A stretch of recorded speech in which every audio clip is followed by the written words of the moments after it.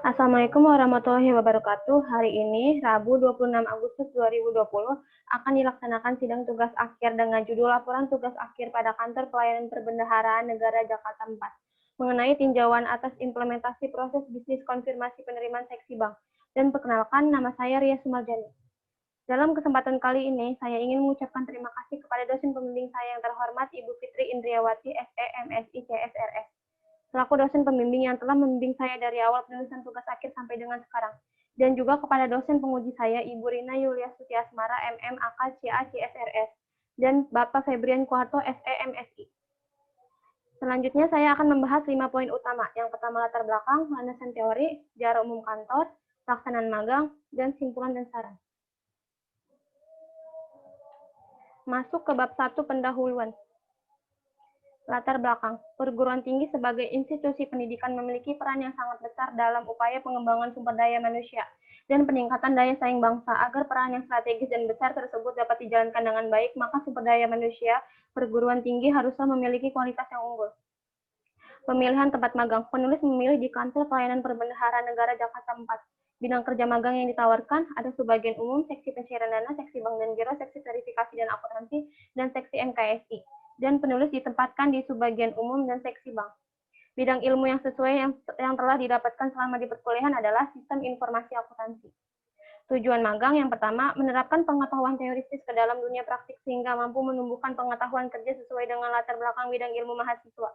Yang kedua, melatih kemampuan dalam bidang ilmunya dan kemampuan non-teknisi bagi mahasiswa untuk menghadapi berbagai permasalahan kerja. Yang ketiga, mempersiapkan diri dalam menghadapi dunia kerja. Masuk ke tujuan penulisan laporan magang. Yang pertama, melengkapi salah satu syarat untuk mendapatkan gelar ahli madiyah pada jenjang pendidikan diploma Fakultas Ekonomi dan Bisnis Universitas Mercubuana. Yang kedua, mengungkapkan pengalaman dalam praktik magang melalui penulisan laporan magang. Yang ketiga, sebagai referensi bagi mahasiswa lainnya dalam pembuatan karya tulis dengan tema yang sama dengan laporan magang ini. Masuk ke bab 2, landasan teori. Sistem informasi akuntansi. Menurut Sanyoto tahun 2007, halaman 122, sistem informasi akuntansi adalah struktur yang menyatu dalam suatu entitas yang menggunakan sumber daya fisik dan komponen lain untuk merubah data transaksi keuangan akuntansi menjadi informasi akuntansi dengan tujuan untuk memenuhi kebutuhan informasi bagi para pengguna atau pemakainya. Menurut Wijajanto tahun 2004 halaman 4, sistem informasi akuntansi adalah suatu komponen organisasi yang mengumpulkan, menggolongkan, mengelola, menganalisa, dan mengkomunikasi informasi keuangan yang relevan untuk mengambil keputusan kepada pihak-pihak luar, seperti inspeksi pajak, investor, dan kreditor, dan pihak-pihak dalam terutama manajemen. Kesimpulannya, sistem informasi akuntansi adalah kumpulan dari sumber daya seperti manusia dan peralatan yang terkoordinasi secara erat yang dirancang untuk mentransformasikan data keuangan menjadi informasi yang dibutuhkan dalam pengambilan keputusan. Tujuan yang mendorong perkembangan sistem informasi akuntansi untuk melakukan pencatatan, untuk memperbaiki informasi yang dihasilkan oleh sistem yang sudah ada, baik mengenai mutu, ketepatan penyajian maupun struktur informasi, untuk menerapkan sistem pengendalian internet, dan untuk menjaga atau meningkatkan perlindungan kekayaan perusahaan. Unsur-unsur dari sistem informasi akuntansi ada sumber daya manusia, peralatan, formulir, dan catatan. Fungsi sistem informasi akuntansi, pengumpulan data, pemrosesan data, pemanajemenan data, pengendalian dan pengamanan data, pengadaan informasi, dan pertimbangan perancangan sistem pemrosesan. Masuk ke karakteristik sistem informasi akuntansi. Yang pertama, melaksanakan tugas yang diperlukan, berpegang pada prosedur yang relatif standar, menangani data yang rinci, terutama berfokus historis, dan menyediakan informasi pemecahan masalah minimal. Selanjutnya ada pengguna sistem informasi akuntansi, ada pihak ekstern dan pihak intern. Prinsip dasar pelaksanaan ada dalam pasal 2 dan pasal 3. Sedangkan prosedur konfirmasi penerimaan negara ada dalam pasal 4, 5, 6, 7, 8, dan 9. Masuk ke bab 3, gambaran umum kantor. Sejarah umum kantor. Kantor Pelayanan Perbendaharaan Negara Jakarta 4 mengalami perkembangan perubahan nama beberapa kali pada tahun 2004 untuk lebih meningkatkan pelayanan publik secara transparan dan akuntabel, serta sebagai wujud dari pelaksanaan reformasi birokrasi, maka berdasarkan surat keputusan Menteri Keuangan nomor 302/KMK.01/2004 dan 203/KMK.01/2004, KPKN Jakarta 4 berubah menjadi Kantor Pelayanan Perbendaharaan Negara KPPN Jakarta 4 tipe A. Struktur organisasi KPPN Jakarta 4 terdiri dari kepala kantor, kasih bagian umum, kasih pencairan dana, kasih MKSI, kasih bank, dan kasih perak. Bentuk usahanya, KPPN tipe A1 mempunyai tugas melaksanakan kewenangan perbendaharaan dan bendahara umum negara, penyaluran pembiayaan atas beban anggaran, serta penatausahaan penerimaan dan pengeluaran anggaran melalui dan dari kas negara berdasarkan peraturan perundang-undangan. Bidang usahanya, penelaah, pengesahan, dan revisi dokumen pelaksanaan anggaran serta penyampaian pelaksanaannya kepada instansi yang telah ditentukan. Pemberian bimbingan teknisi pelaksanaan dan penatausahaan negara, pembinaan teknisi sistem akuntansi, pelaksanaan hukum-humasan, dan pelaksanaan administrasi kantor wilayah. Perkembangan usaha sesuai perkembangan kebutuhan dan perannya, nama kantor pelayanan perbendaharaan negara mengalami beberapa kali perubahan pada masa penjajahan Belanda dinamakan Sentral Kantor Kombattelit dan Slengkas.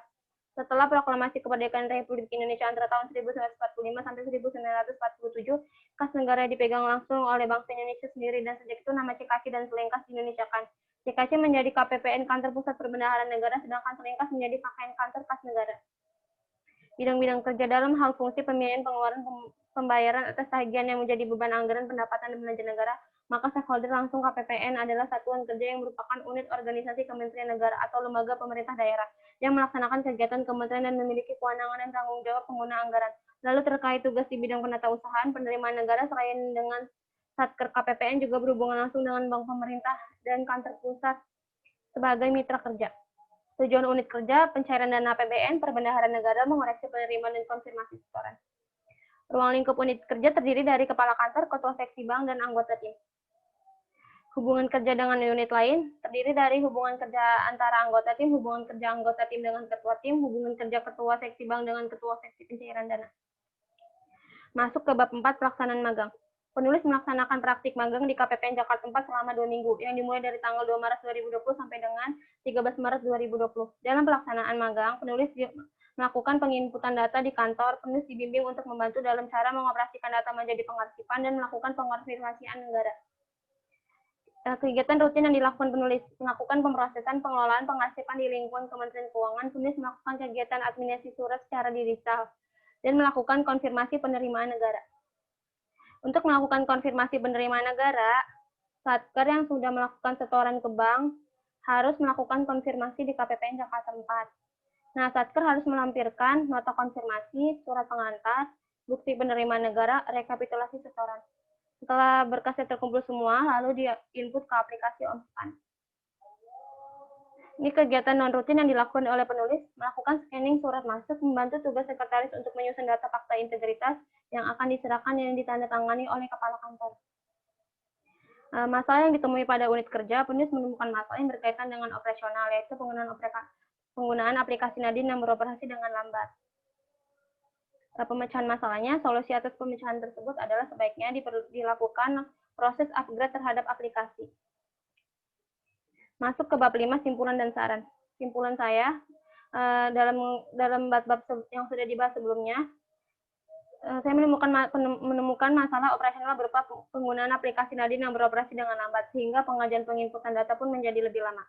Saran dari saya, untuk penggunaan aplikasi yang beroperasi dengan lambat, menurut saya sebaiknya dilakukan proses upgrade terhadap aplikasi, yang bertujuan untuk membuat aplikasi Nadine beroperasi dengan lebih lancar. Terima kasih untuk kesempatan saya presentasi kali ini. Kurang lebihnya saya minta maaf. Wassalamualaikum warahmatullahi wabarakatuh.